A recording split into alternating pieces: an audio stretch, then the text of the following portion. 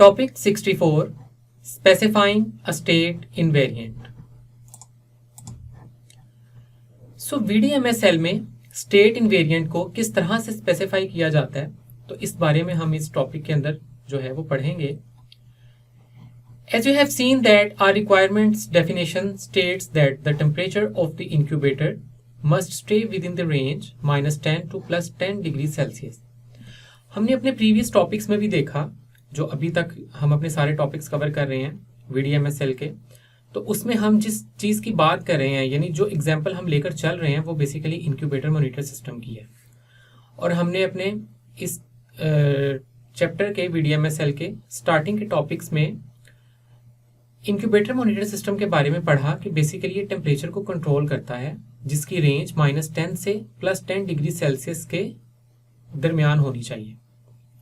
So in VDMSL, there is a mechanism by which we can incorporate such a restriction into the specification of the state.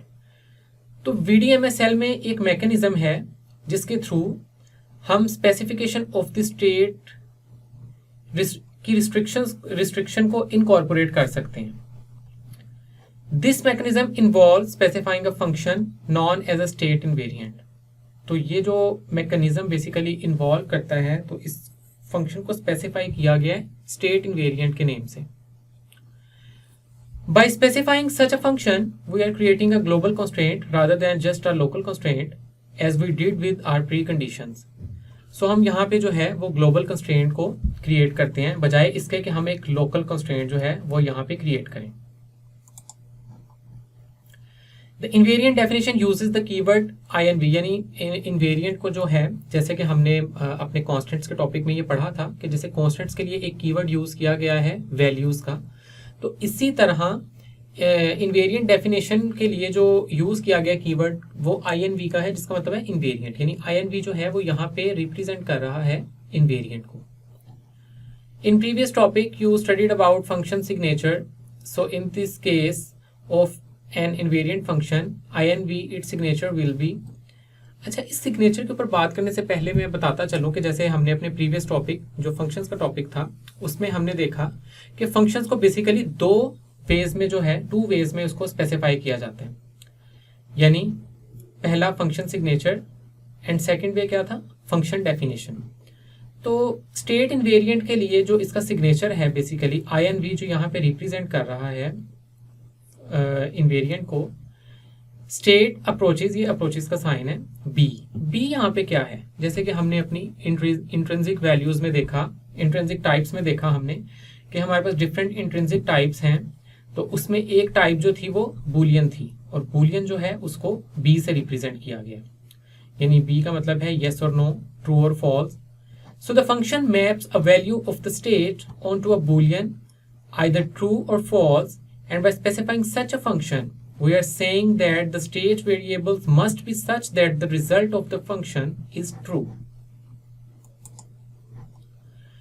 So, incubator monitor system के लिए जो invariant यहाँ पे specify किया गया है, यहाँ पे example आपके सामने है. INV का मतलब है invariant, यानी यहाँ पे invariant को जो है वो specify किया गया है. MK का मतलब है make function. So, MK जो है वो make function की जो है वो short form है. मेक फंक्शन इंक्यूबेटर मॉनिटर, यानी इंक्यूबेटर मॉनिटर का फंक्शन जो है वो यहाँ पे बेसिकली मेक किया जा रहा है. The purpose of make function is to construct an object, in this case an incubator monitor, from the values in the parameter list in the brackets. तो पैरामीटर लिस्ट जो है वो यहाँ पे है हमारे पास. Parameter list in the brackets, the parameter names are arbitrary, they are matched in order to the components of the states. तो ये बेसिकली स्टेट के जो हैं वो कंपोनेंट होते हैं, जो ब्रैकेट्स के अंदर आपके कंपोनेंट्स हैं.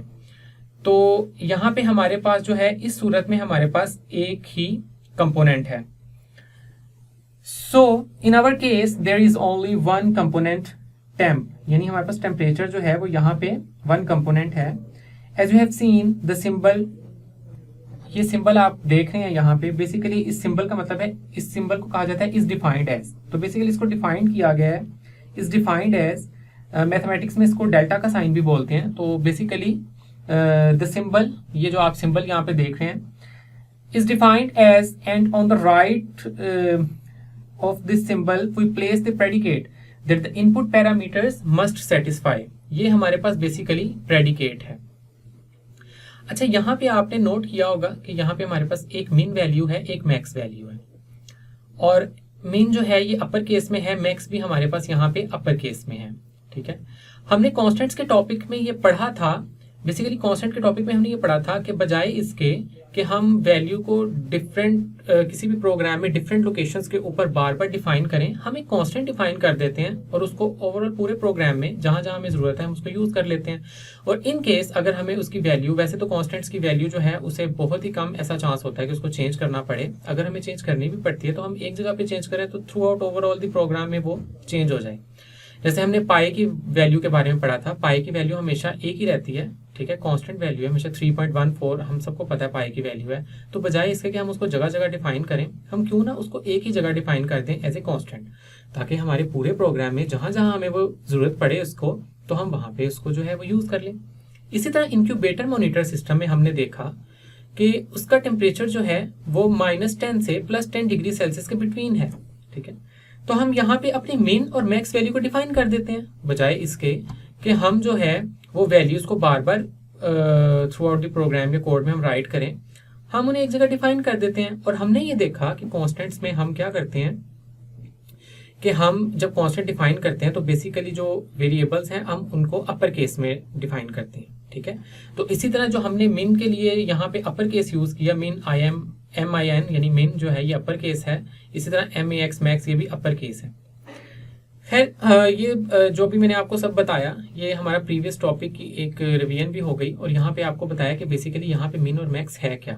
तो मिन और मैक्स जो है वो बेसिकली जो हमने कांस्टेंट डिफाइन किया हुआ है वो हमने यहाँ पे यूज कर लिया, मिन एंड मैक्स. और टी क्या है हमारा यहाँ पे, टी हमारा बेसिकली यहाँ पे टेम्परेचर है.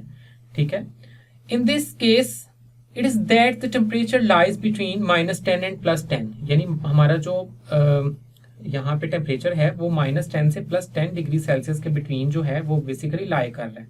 यानी min and max as we have defined them. Has the expression min less than equals to T less than equals to max on the right side of the is defined as symbol. यानी is defined as का ये जो symbol है इसके right side पे ये हमने predicate जो है इसको यहाँ पे लिख दिया. अब यहाँ पे हम देखते हैं, जैसे मैंने अभी आपको यहाँ पे बताया कि INV जो है ये बेसिकली इन्वेरिएंट है और M के जो है ये बेसिकली मेक फंक्शन को जो है वो रिप्रेजेंट कर रहा है. तो उसी बारे में यहाँ पे लिखा गया है. After the keyword invariant we have the expression MK incubator monitor. Brackets के अंदर हमने इसका जो एक कंपोनेंट दिया है, यहाँ पे हमारे केस में एक ही कंपोनेंट है जो टेम्परेचर का है, which effectively is the input to the invariant function. This expression is itself a function and is known as a make function. The MK is pronounced make. तो यहाँ पे जो MK है ये बेसिकली make, जैसे मैंने आपको पहले बताया कि MK यहाँ पे make को रिप्रेजेंट कर रहा है.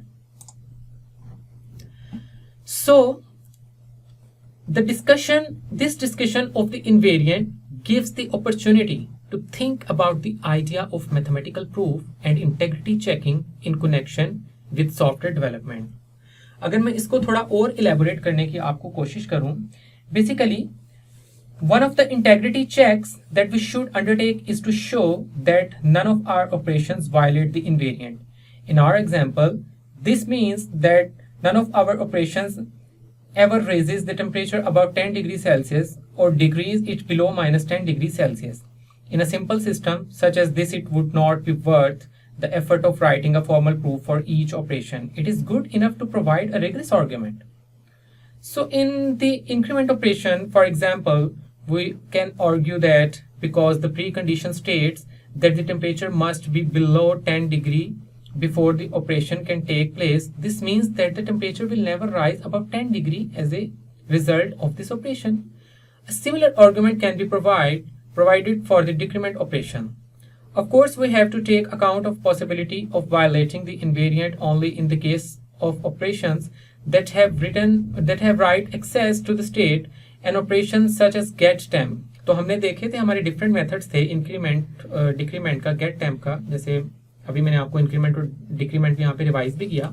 और गेट टेम्प हमारा जो था ये क्या कर रहा था बेसिकली कि गेट टेम्प का हमारा जो मेथड था ये एक वैल्यू को जो है वो रीड कर रहा है, यानी इसके पास सिर्फ रीड ओनली एक्सेस है, तो वैल्यू को रीड कर रहा है और हमें रिटर्न कर रहा है एक इंटीजर वैल्यू करंट टेम्परेचर की, यानी करंट टेम्परेचर उसने उठाया और उसे हमें रिटर्न कर दिया. So such as get temp which has read only access